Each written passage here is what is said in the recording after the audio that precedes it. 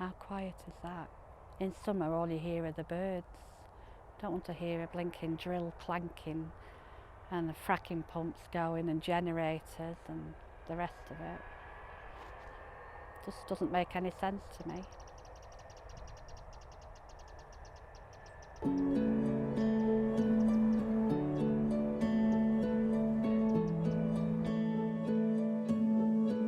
I'm a Lancastrian born and bred. Lived here in Rosica for 7 years now. Me and my husband did an escape to the country for the peace and quiet. February 2014, we were told in a letter by Quadrilla that they were thinking of fracking here in our village. Didn't know what fracking was at the time, no idea. Wasn't particularly against it. So that's when I started doing a lot of research, and the more you research, the more the alarm bells start going off and you start to realise, you know, fracking isn't what the oil and gas industry want you to believe.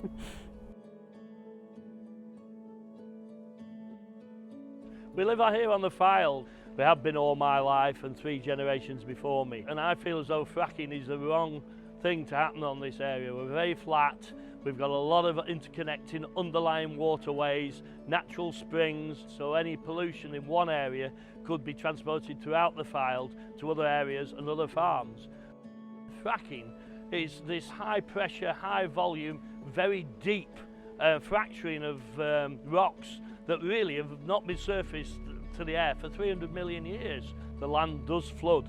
My fields, neighbours' fields, and all this production land could be blighted, which is very concerning for myself and should be for any other farmer in the area.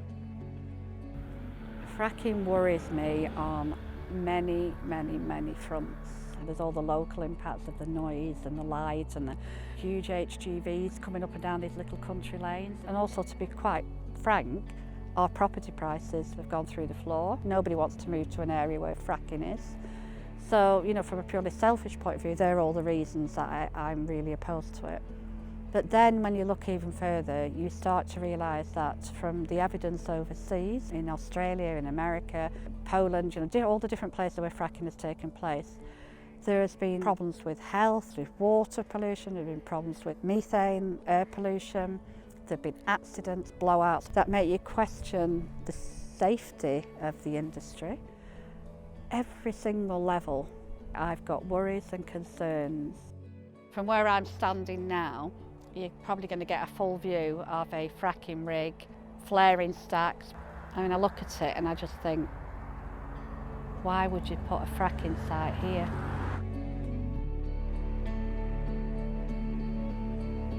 Quadrilla are going to want to go to production, and we're talking across the north of England, hundreds of sites and thousands of wells. For the last 4 years nearly now, I've spent thousands upon thousands of hours researching the industry, becoming more aware of environmental issues. I've no intention of being a political activist. In fact, to be honest, I always voted Tory because my family brought me up that way. I always thought the Tory government would protect us and whatever. So it sort of opened my eyes politically, and I've become now, I mean, there's no doubt about it, I've become a fracking activist and an environmental campaigner.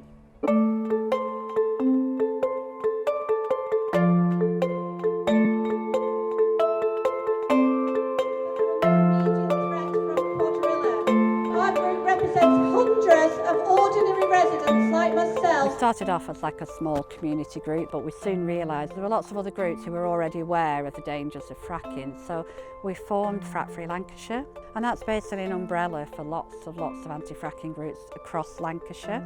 And we all work together to look at how best we can help communities like ours.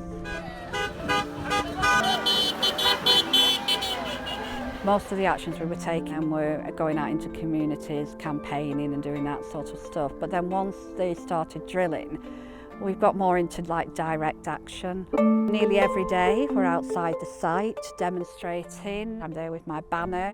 We've actually had local councillors doing it, elderly people doing it. You've even got people from different political backgrounds. 2017 is the International Year of Civil Disobedience.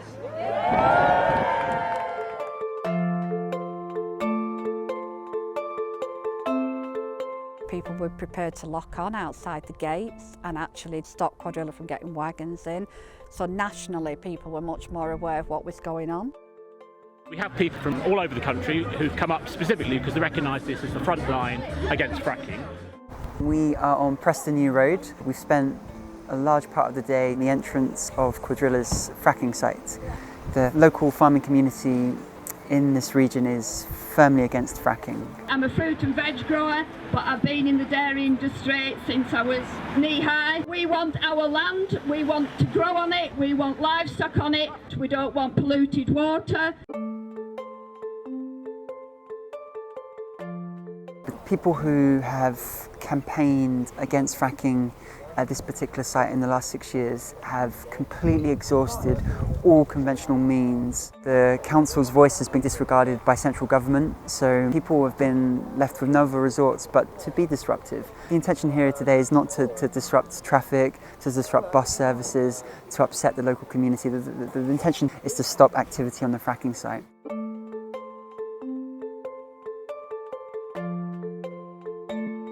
Investors are starting to get a bit twitchy. They know they're going to face horrendous opposition. By people standing here and protesting peacefully and silently, they're reminding everybody that Cuadrilla and fracking in general has no social licence whatsoever. I'm seeing for the first time how powerful mass participation in civil disobedience can be.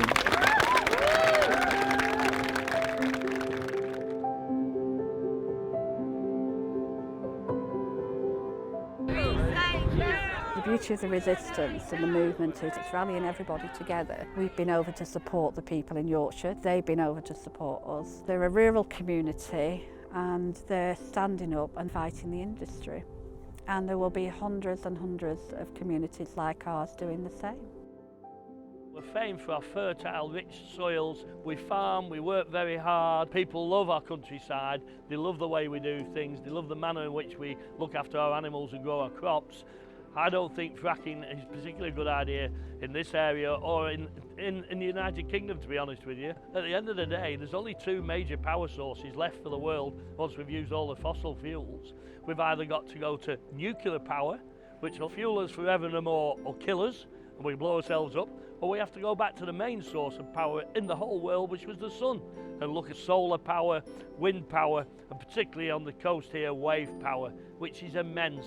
It's predictable, it's consistent with minimal pollution problems. We shouldn't be investing in a whole new fossil fuel industry. I'm all for clean, renewable energy. Look at the countryside here. Why use that land for a fracking site? Why not use it for a solar farm? Then you wouldn't have all the impacts, you wouldn't have the methane being flared off, you wouldn't have the noise. I just think it's potty. Do I trust Cuadrilla or the government? The people voted against fracking in Lancashire. The government's overruled it once, twice, thrice. Why should the government overrule something we don't want?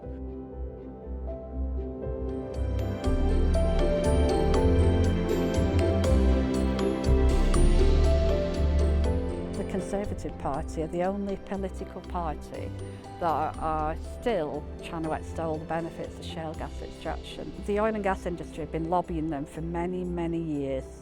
So we have one government, one party that is not listening to the people. People have said no.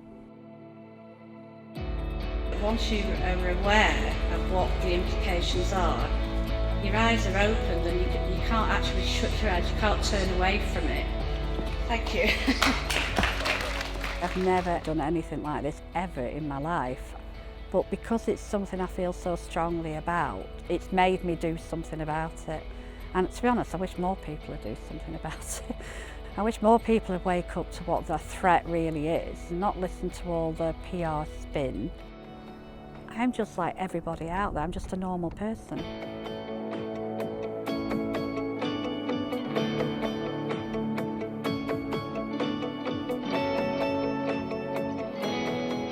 I walk out of my house and I look at where I live and I think it's not right forcing this on communities that don't want it. You're forcing it on me. The injustice of it all gets me angry and more determined to stop it.